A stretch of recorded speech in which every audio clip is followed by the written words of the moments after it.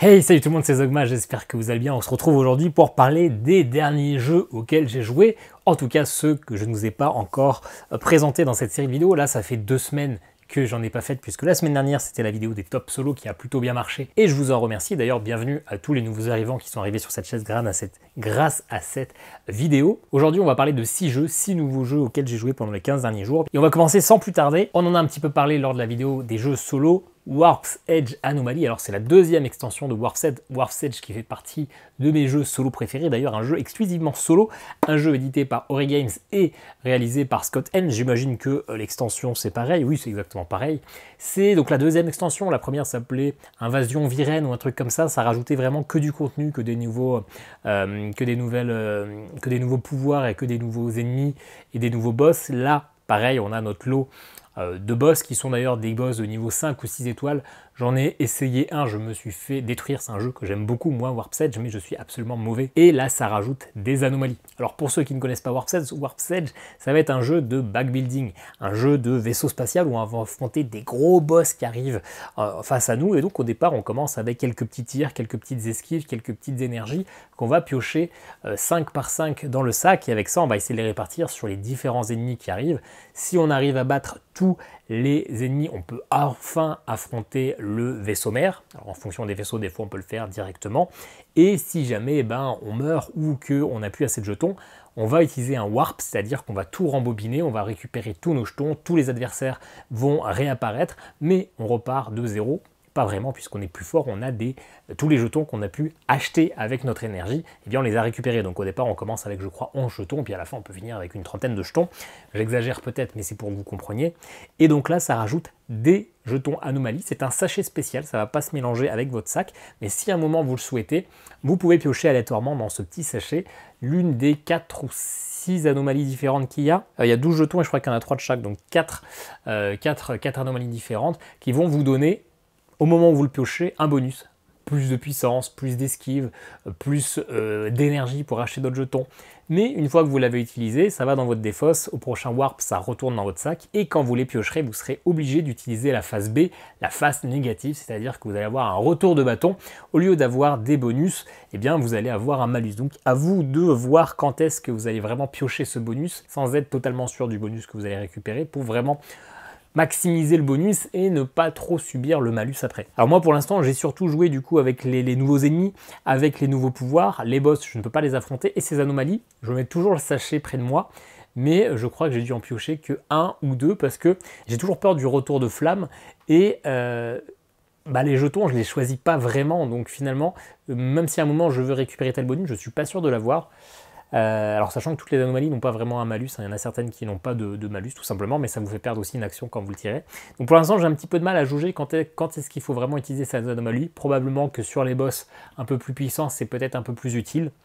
Une extension que j'ai achetée parce que moi je suis fan de Warp's Edge, mais pour l'instant, ça rajoute plus du contenu au contenu de base, et d'ailleurs du contenu auquel je ne peux pas vraiment accéder parce que je ne suis pas assez fort pour les gros boss. Voilà, ceci dit, si vous adorez Warp's Edge, ce n'est absolument pas indispensable, mais c'est toujours sympathique. Aujourd'hui, on va enchaîner gros jeu initié plus quoi, avec jeux familiaux ou jeux d'ambiance, histoire de varier un petit peu les plaisirs. Et là, on va parler de Run, édité par Flying Games et fait par Bruno Catala, Anthony Perron, illustré par Camille Chaussy. Un jeu que j'avais acheté en solde à moins 50% cet hiver, enfin en janvier. Je l'avais acheté parce que c'est un jeu coopératif, et donc qui dit jeu coopératif dit qu'on peut y jouer forcément seul. Et là, il n'y a même pas besoin de jouer 2 personnages, on peut vraiment jouer seul. Il y a une règle qui est faite pour. Ça, c'est un jeu qui a quand même, faut se le dire, plutôt bidé. Même Bruno Catala, dans des interviews sur un monde de jeu, dans ses retours financiers de 2022, avouez que c'était quand même plutôt une déception, bien en dessous des attentes. C'est un jeu très familial, il faut se le dire, une partie de 30 minutes, clairement, en solo. Moi, j'y joue en une vingtaine de minutes. C'est un peu un Subterra 2 avant l'heure, c'est-à-dire qu'on va être des chats qui vont aller dans une pyramide, sauf qu'après avoir trouvé le trésor classique, eh bien, toutes les portes se ferment, la pyramide commence à s'effondrer et il y a des zombies qui se réveillent. Donc, il va falloir essayer de s'échapper de cette pyramide avant que les zombies atteignent le trésor et globalement, vous avez perdu. Comment ça va se passer? Vous allez, comme souvent avec Bruno Catala, avoir des tuiles en papier cette fois-ci, et vous allez en poser une. Ensuite, vous en piochez une autre, vous en reposez une. Et avant chaque pose de tuiles, vous allez lancer le dé des catastrophes qui va potentiellement réveiller les zombies. Si vous réveillez un zombie, vous allez avoir un zombie sur le terrain qui va avancer case après case vers le cercueil, et donc il va falloir essayer de vous en débarrasser. Le but du jeu étant de trouver la sortie, d'ouvrir la porte de sortie pour être plus précis, et de tuer tous les zombies, et notamment le boss. Les deux bonus que vous allez avoir, c'est que quand vous posez vos tuiles, si vous faites un trio de tuiles de la même couleur, eh bien vous allez pouvoir récupérer des torches, puisque à chaque nouvelle tuile que vous avez posée, ou presque, eh bien cette case, cette salle sera dans le noir, donc il va falloir disposer d'une torche. Si vous n'avez pas de torche, eh bien les zombies se réveillent de plus en plus. La deuxième action, c'est si vous mettez 3 tuiles en triangle et 3 types différents de tuiles, eh bien vous déclenchez un mécanisme. Si vous déclenchez les 3 mécanismes, la porte de sortie s'ouvre et le boss se réveille. On a 5 boss différents, ou 4, je ne sais plus d'ailleurs, avec des pouvoirs légèrement différents. On a pareil 5 ou 6 zombies qui sont franchement pas très différents les uns des autres. On a 4 personnages qu'on peut utiliser, 4 chats, avec un petit bonus, un petit pouvoir spécial. Le jeu est plaisant, c'est mignon, mais 2 critiques. La première, c'est que finalement les tuiles en papier un peu glacées, un peu épaisses, j'imagine que ça permet d'avoir un coût un peu plus faible, mais finalement dès que vous bougez un peu la table, ça se chevauche. Si vous n'avez pas un tapis de jeu, c'est un peu galère à retourner. Pour mélanger, c'est pas non plus ultra pratique. Donc le matériel, je trouve, est pas foufou, mais j'imagine que c'était pour garder un prix assez grand public, parce que c'est un jeu familial, et c'est un peu ça le problème, c'est que c'est, je pense, un peu trop familial, c'est que chaque partie va se ressembler. Il n'y a pas vraiment de petits gimmicks, alors il y a quelques petits zombies différents, mais finalement ils ont quasiment tous les mêmes capacités. Les boss sont légèrement différents, mais pareil, ça varie pas vraiment les plaisirs. Globalement, chaque partie va se ressembler. J'en ai fait 3-4. Certes, j'étais seul. Certes, c'est un jeu familial que, quand ma fille sera plus grande, probablement que je vais apprécier beaucoup plus qu'y jouer tout seul. Mais globalement, voilà, c'est un jeu que vous allez sortir une fois de temps en temps en famille et pas tous les soirs parce que toutes les parties sont semblables. Ça manque d'un petit défi qui va changer d'une version à l'autre. C'est un petit peu dommage. Petite anecdote, quand j'ai ouvert ma boîte, j'avais 2 paquets de meeple zombies et j'avais pas le paquet de meeple avec les chats. Donc j'ai joué pendant 3-4 parties avec une petite figurine pop Deadpool, c'était vraiment très thématique avec des chats et des zombies dans une pyramide. J'ai contacté le service après-vente du distributeur BlackRock et en 3 jours j'avais mon petit sachet de meeple, donc ça c'est vraiment cool. Samedi dernier, je suis allé dans ma boutique de jeux de société comme très souvent le samedi. J'y suis allé dans l'espoir d'acheter le mur d'Adrien, même si je sais qu'il est très souvent en rupture de stock. J'y suis allé et forcément il n'y était pas, donc je suis sorti avec Twilight Inscription, qui est un petit peu le jeu le plus expert dans la famille des Roll and Write, mais finalement pas si expert que ça. Un jeu que j'ai vraiment acheté à la cover, et à l'aspect, ça va être un jeu qui va durer 1 heure pour du Roll and Write, où il va falloir réfléchir, etc. Parce que j'aime beaucoup les Roll and Write, c'est probablement l'un de mes genres de jeux préférés, mais c'est vrai que c'est des parties, on en fait en 20 minutes, on se casse pas trop la tête, c'est un truc un peu détente, et j'avais envie d'un côté plus expert. L'avantage d'un Roll and Write expert qui dure 1 heure, c'est qu'il y a finalement très peu de mise en place, c'est très accessible, non pas en termes de facilité, mais en termes d'accès au jeu. Vous posez les planches et c'est terminé. Twilight Inscription, ce qui m'a choqué, mais dans un sens positif, c'est que quand j'ai ouvert la boîte, j'ai vu qu'il y avait 24 races différentes, c'est-à-dire que quand vous jouez une race, à chaque fois avec un petit descriptif sur cette race dans la galaxie, je ne sais plus comment elle s'appelle, qu'est-ce qu'elle fait, pourquoi elle en est là et comment elle veut récupérer le trône de la galaxie, parce que c'est l'objectif, c'est de s'asseoir sur le trône, avec un petit skin assez sympa et un pouvoir spécial. Donc 24 races, c'est assez fou. Même dans la plupart des jeux de plateau, on n'a pas forcément 24 races différentes. On a également des objectifs qui vont être variés d'une partie à l'autre. On a un gros paquet de reliques qui vont être des pouvoirs spéciaux à usage unique, etc., qu'on va pouvoir piocher dans la partie. Et voilà, j'ai trouvé qu'il y avait une rejouabilité assez folle en termes de matériel. Au niveau du jeu, c'est finalement assez simple. Le livre de règles fait 20 pages, mais 20 pages ultra fluides. Une fois qu'on a lu une fois les règles, c'est simple, parce que finalement c'est un roll and write. On lance les dés, on lance les 6 dés. Au départ, on n'a accès qu'aux 3 dés noirs pour avoir les 3 dés de couleur qui vont pouvoir nous donner plus de matériaux. Et bien, il va falloir les débloquer avec nos différents arbres de compétences. Et au début de chaque tour, on tire une carte, elle aussi avec une petite phrase, un petit scénario, un petit contexte. Et là, ça nous dit de choisir une de nos fiches. On a 4 fiches. C'est un 4X, on a une phase de navigation, une d'exploration, une d'industrie et une de combat. On doit choisir, on doit sélectionner notre fiche active, c'est-à-dire qu'on va pouvoir cocher que dans cette fiche à ce tour-là. On doit valider les ressources qui sont sur la carte et après, on valide les ressources que l'on va avoir sur le lancer de dés. Donc, on a choisi notre fiche. Au tour d'après, on peut choisir la même fiche comme on va choisir une fiche d'après et on fait ça pendant à peu près 24 tours, je crois. Il y a des tours où on va pas faire grand-chose parce que ça va simplement être récupérer nos marchandises, mais il va y avoir des phases de guerre avec nos voisins de gauche et nos voisins de droite, avec du coup un plateau où on va s'améliorer à gauche et à droite. On va choisir si on va plutôt essayer d'embêter le voisin de gauche ou le voisin de droite ou les deux. Et il y a aussi une phase de conseil, une phase de vote. En fonction de notre influence, on va avoir potentiellement une capacité de vote plus ou moins importante et donc on va investir un certain nombre de votes pour savoir si la réforme des retraites, ah non c'est pas ça, je me suis trompé, va passer ou pas, et en fonction on va avoir un effet positif ou négatif. Donc sur le papier c'est assez fou, ça permet des trucs assez balèzes. Je pense que le jeu est meilleur à 3 ou 4 justement pour vraiment avoir cette notion de je vote pour ou contre la motion de censure. Est-ce que je veux embêter les autres ou est-ce que je veux un bonus?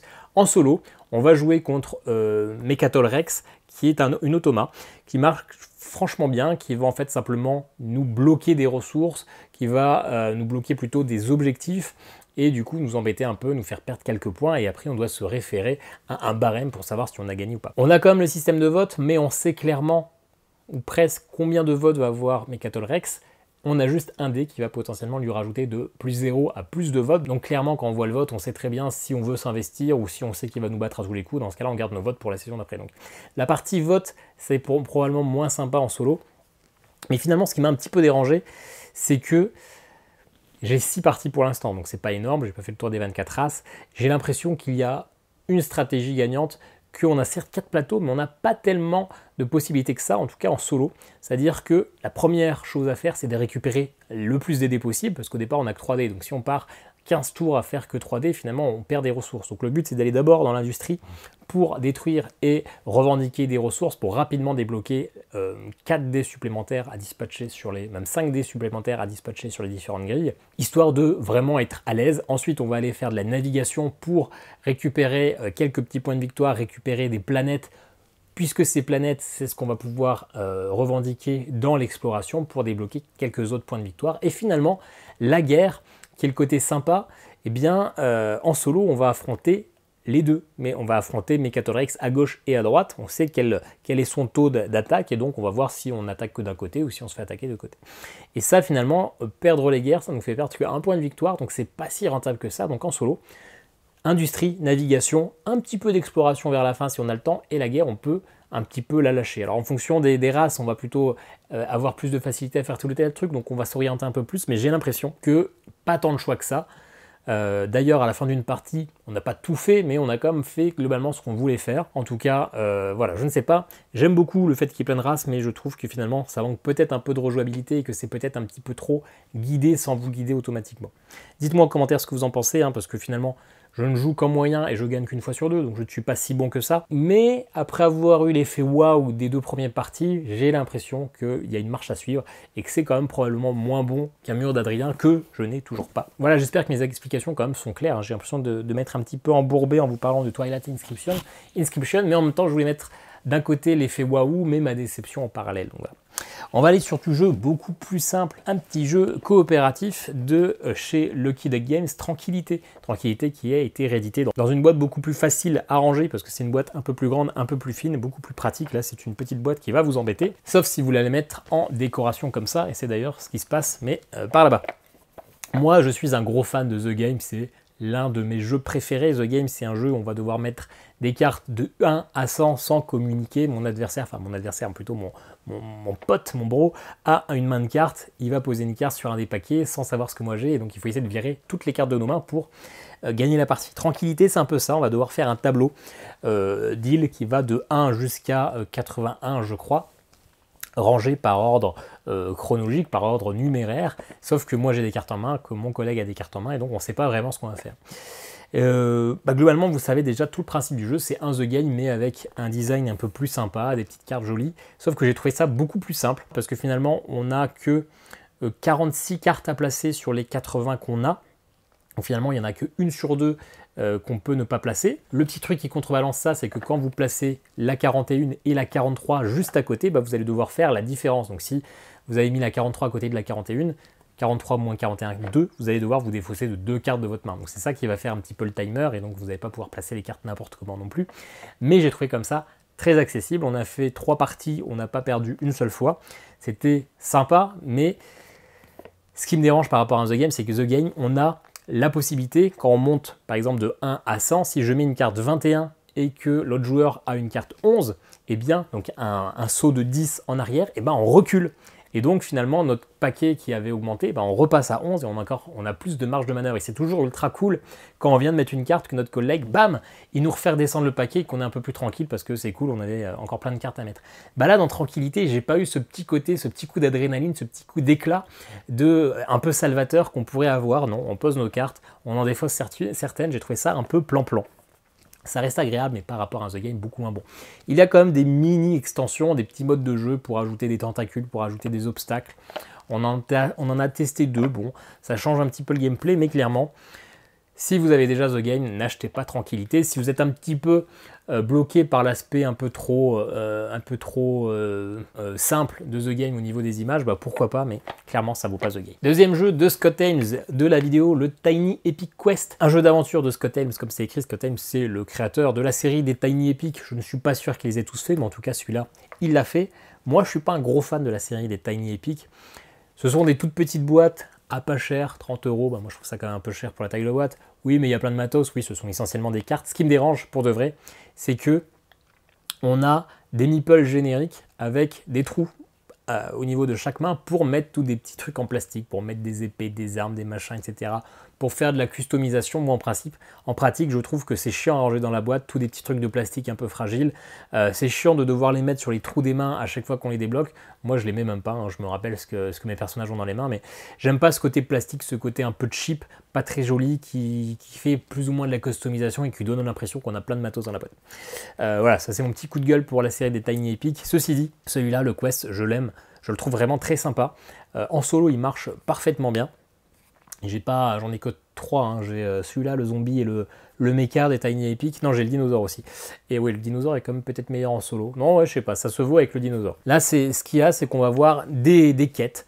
Des quêtes de tout type, des quêtes qui vont être de dire à la fin, à n'importe quel moment de votre tour, vous devez avoir un de vos ouvriers, un de vos héros sur des cartes totalement à la bordure de la carte, parce qu'on est sur une carte du monde, ou alors que sur des châteaux ou que sur des trucs. Et si vous êtes à un moment T exactement à la disposition précise sur les cartes, vous gagnez tout simplement le défi, la quête, et vous remplacez un autre. Vous avez aussi des quêtes de donjons. Vous avez des donjons sur la carte, si vous vous placez dessus, à la phase de nuit, vous allez commencer à lancer des dés, et pour avancer dans le donjon, vous allez d'abord devoir faire une torche, puis au niveau 2, 2 torches, puis au niveau 2, 3 torches, 4 torches, donc vous allez bien comprendre qu'il y a un lancer de dés. Pareil, vous allez avoir aussi des gobelins sur le terrain. Ces gobelins, au plus vous en tuez, à la fin de la partie, vous avez des points de victoire. Donc vous allez peut-être essayer d'affronter le plus de gobelins.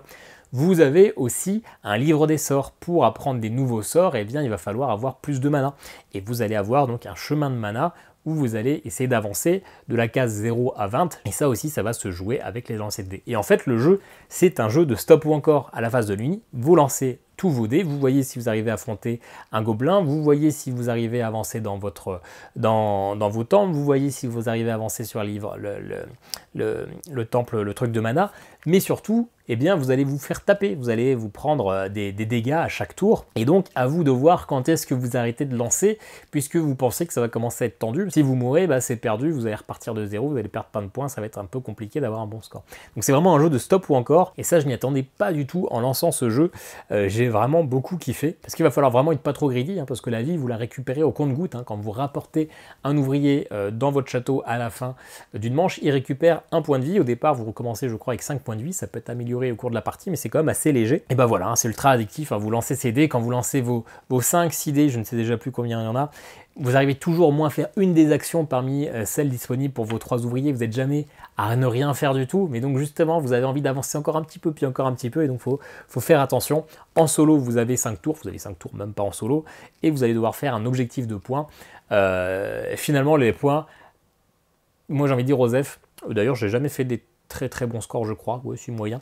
Mais bah voilà, c'est du stop ou encore, donc moi j'adore, je trouve ça ultra addictif. Si je devais faire un jeu de société aujourd'hui, ça serait un jeu de stop ou encore, mais j'aime tellement Can't Stop que je ne suis pas sûr de pouvoir faire un jeu de stop ou encore meilleur que celui-là. Donc voilà, Tiny Epic Quest, c'est clairement un jeu que je vous recommande, ça d'occasion, je l'ai récupéré à 10 balles, donc c'est vraiment un jeu ultra accessible. Et le dernier truc, on va dire que c'est un jeu de société parce que c'est édité par Matago, c'est Brains avec le sourire du docteur Rainer Knizia. C'est un petit jeu de casse-tête que j'avais eu en solde, pareil, peut-être l'été dernier, ça fait un petit moment, mais j'avais toujours pas fait. J'en fais une fois de temps en temps, j'avais fait il y a quelques mois Marie et l'usine foudroyée, je vous avais fait une vidéo sur la chaîne si vous allez voir, hein, qui est pour moi un très bon casse-tête. Et donc voilà, je me suis lancé ce Brains que j'avais eu à 5 €, c'est pour ça que je l'avais acheté, je l'aurais jamais acheté plein pot. Il y a 50 casse-têtes comme dans toutes ces boîtes, vous avez donc une fiche avec un pion qui est déjà dessiné, vous avez des smileys bleus, le but c'est de transformer ces smileys bleus en jaune, et donc ça va reproposer sur le principe de l'Othello, vous placez un de vos pions contre un de ces smileys, il faut qu'ils rejoignent soit un smiley jaune, soit un des autres pions déjà posés. Tous les smileys qui sont entre ces deux pions se retournent, ils passent du bleu au jaune. Le but c'est de, en un coup prédéfini, précisé pour chaque carte, retourner tous les smileys en jaune. Petit jeu de casse-tête, vous avez la possibilité d'avoir des smileys rouges, il faut les retourner 2 fois, d'abord en bleu, puis après en jaune. Et ça, il y a 50 casse-têtes. Mon gros problème avec ce jeu, je l'ai terminé, je l'ai fait en une soirée et un midi. Ça m'a pris peut-être 2h30. La plupart des casse-têtes, je les ai terminés en 1 minute. Il n'y en a que quelques-uns où j'ai bloqué. C'est pas un problème qui soit assez facile d'accès, assez simple, parce que j'ai quand même assez l'habitude. Même si j'en fais pas très très régulièrement, j'ai une logique qui marche bien avec ce genre de jeu, donc ça ne me résiste jamais trop. Mais les 50 casse-têtes, il n'y a aucun renouveau dans la jouabilité, c'est toujours le même principe. Là où dans Marie, on avait des nouvelles actions, des nouveaux trucs, là non. Pendant 50 défis, ça va être strictement pareil, et c'est ça que j'ai trouvé ultra décevant. Donc si vraiment vous êtes fan de casse-tête, ça se trouve à 5 €, prenez-le, ça vous occupera une soirée. Mais sinon, franchement, il y a beaucoup mieux dans le genre. Encore une fois, Marie et l'usine foudroyée. Voilà, c'est tout pour les 6 nouveaux jeux testés cette semaine. N'hésitez pas à me dire ce que vous en pensez en commentaire, n'hésitez pas à me parler de ces jeux, n'hésitez pas à me dire ce que vous avez joué cette semaine et me donner envie de peut-être me lancer un jeu que j'ai déjà et qui est toujours sous blister, ou au contraire que je n'ai pas encore, histoire d'en rajouter encore un de plus dans les bibliothèques. Voilà, moi je vous dis à très bientôt pour une nouvelle vidéo. Ciao ciao.